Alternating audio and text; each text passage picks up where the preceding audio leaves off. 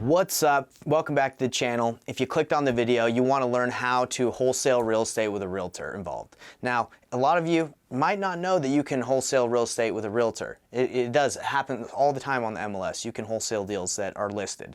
But if you don't know how to do it, I want to show you exactly on this step-by-step video how I showed one of my students to wholesale deals and build those relationships with realtors so you can do that. Now, before you can wholesale a deal on the MLS, you got to build that relationship with the agent. You got to build that trust. So right here, we're going to talk about how to build those relationships with those agents so you can wholesale those deals in this video where I have it broken down. Let's dive right in.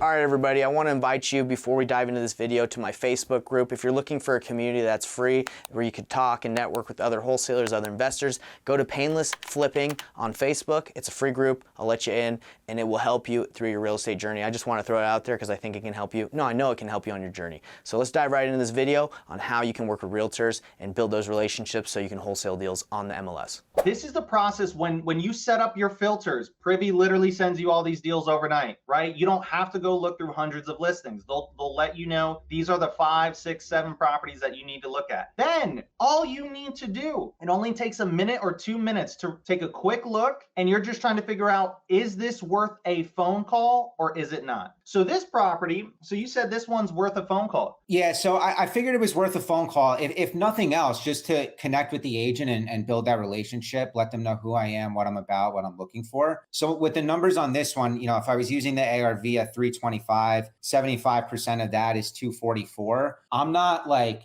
an expert in rehab, estimating rehab costs by any means at all, but taking a look at this, it definitely needs work, but it's not like falling apart either. So what I did, I don't know if this is right or wrong, I threw in 75 of rehab just from the photos. $75, 75K for rehab, just based on some of the other conversations that I've been having. It could be off, but I think it'd be around that. So 75,000 rehab after the 75% of the ARV brings me to 169 basically before any sort of assignment. So it's still, decently off, but I figured it would be worth a call nonetheless. Do you feel all right if I put you on the spot and see if we want to call this house? Yeah, absolutely. For sure.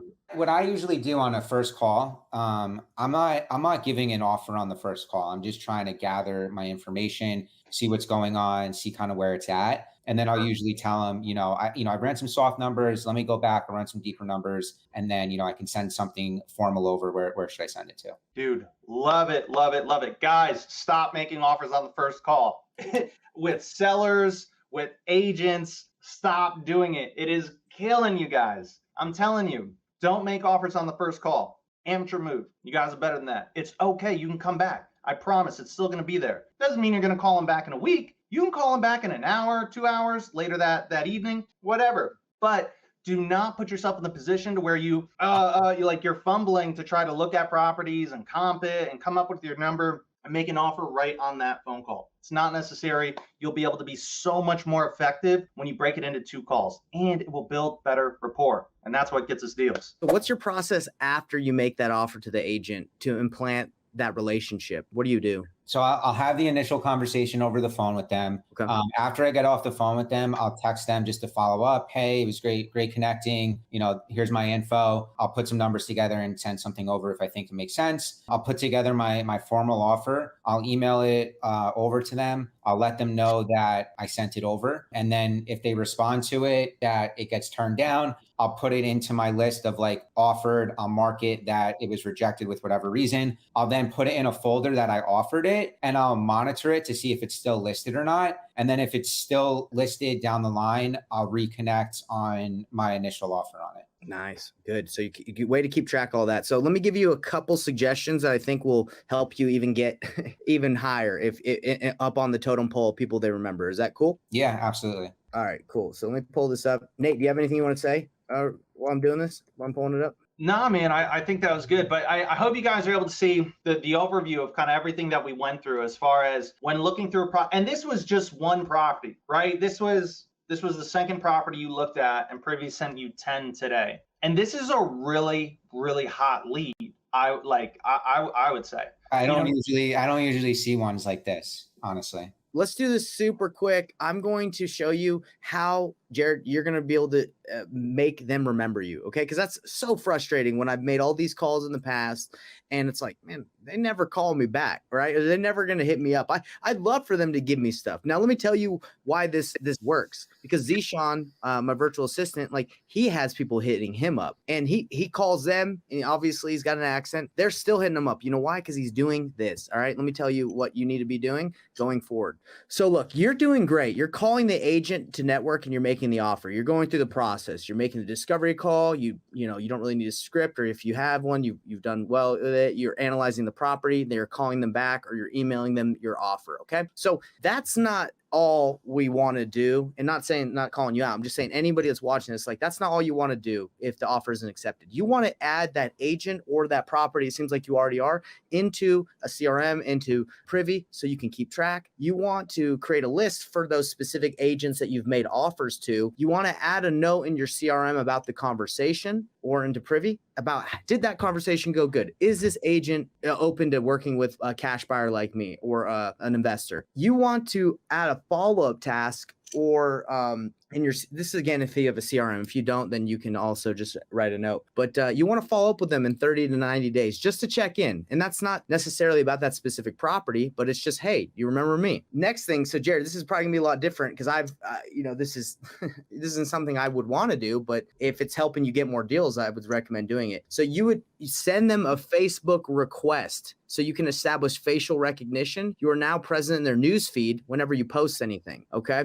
So you send them a Facebook request and a LinkedIn. Jared, is that weird, or do you feel like that would set you apart? No, I don't think it's weird. I think it'll set you apart 100%. Something that I've actually done when trying to build out my buyers list, as well as following up with agents that I have strong conversations with, is I'll send them a recap email and I'll literally put at the bottom of the email a photo of myself and Jordan, my fiance, who's my partner in this, just to match a face with the name to stand out more so that they actually remember. Spoke with an agent yesterday who was in Tampa. I used to live in Tampa. I'm in San Diego now. He used to live in San Diego. Told him where I live, I can see into Petco Park. Sent him a photo of the stadium after I got off the call. Yeah. Something like Amazing. Differentiate, from every other wholesaler that's blowing them up. I love it. I think that's amazing. So that's exactly, you're doing good. So go step on and get LinkedIn and Facebook sent. Text them from your cell. Say thanks. Sounds like you do that. Let me ask you if you're doing this. This is huge. Are you sending them your buy box criteria? No. Do you think that would help by sending every agent you talk to a follow-up email that shows them exactly what you're looking for? Yes. Yeah, 100%. So that's what we do is when we get done talking to someone, we give them our criteria. What is the criteria? Well, it's the criteria of our buyers. That's it.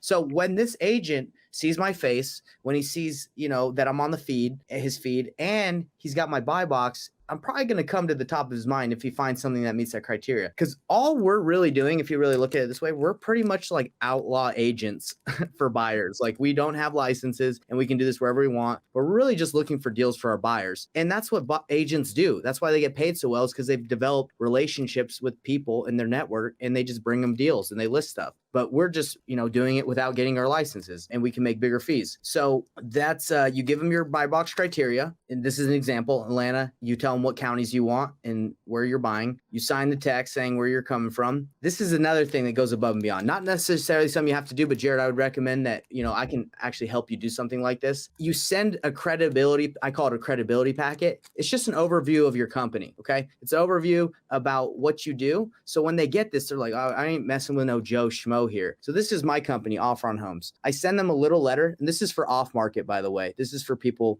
like sellers, but you can just tailor it to an agent. I say, hey, thank you for giving me the opportunity to offer on your property. This is my team. And here's some testimonials of people that I've worked with. Here's some FAQs of, frequently asked questions. Here's my proof of funds letter. You can just literally put your proof of funds letter in here. And, that way they're like, oh, dang, this guy's actually legit and ready to go. And then I outline what happens after I sign the contract. Again, this is more for off market, but same thing. You could add your proof of funds. You could add like about you and Jordan. You could, add some testimonials of people you've worked with, or how easy it's been. If you send that with that email that says your buy box criteria, this could even have your buy box criteria, but if you send that, they're like, dang, I'm working with someone who's like got their ish together, whether it's your first deal or your 100th deal. If you send this, you're credible. Now, by the way, this is not stuff that I made up.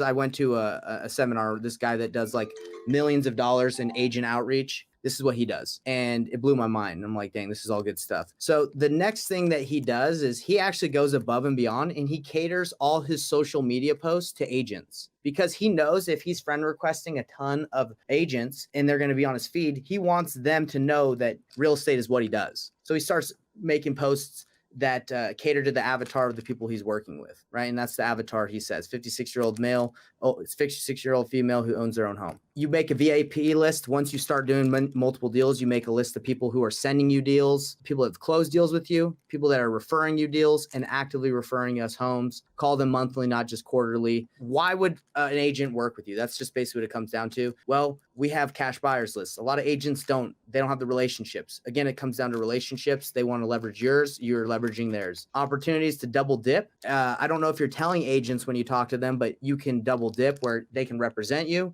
Not only can they represent you on the transaction to double dip, but they can triple dip, which means they can represent you, they can represent the seller, the list that they're listing with, and you can even say, hey, I might even sweeten the pot for you. I'll let you list this house after I'm done flipping it. So they just went from making 3% to 9%, right? They just tripled their income. They're going to be a lot more incentivized to work with you. Now, I know if you're wholesaling it, you can't control who that buyer goes with, but still.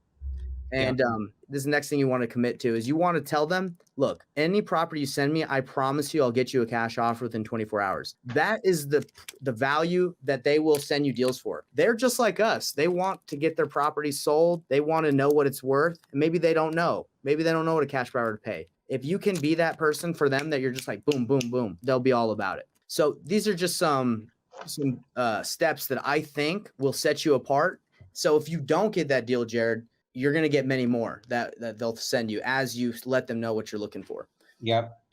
Real quick, I actually connected with an agent. So there's a property, numbers weren't going to make sense, but I figured it was worth a call to network with her. I gave her a call, and this was actually on the live role play in the community last week. And I spoke with her. She was super nice. We built good rapport, and she was telling me that she actually wanted to start wholesaling her stuff herself. And I was like, that's great. I work with a great team. I have a bunch of buyers, happy to help you. So I connected with her, followed up with her the following week. She's an agent, so I'm sure she has a lot of relationships and could have properties being brought to her. And she seems totally down to work with me. So that just kind of goes to show what calling a property that may not be the best numbers could do down the line. So exactly. Like leave no conversation or relationship without like trying to get, provide value, because that's what it's all about in life is, again, it's relationships and serving and providing value. So never look at like, man, I keep on striking out on these offers when you're like, well, dude, today I just got tight with 10 agents that can send me some because I committed to them that I'm going to give them an offer within 20, you can say even 12 hours. Be like, dude, I'm always by my phone. This is all I do. Send me anything. I'll make you an offer.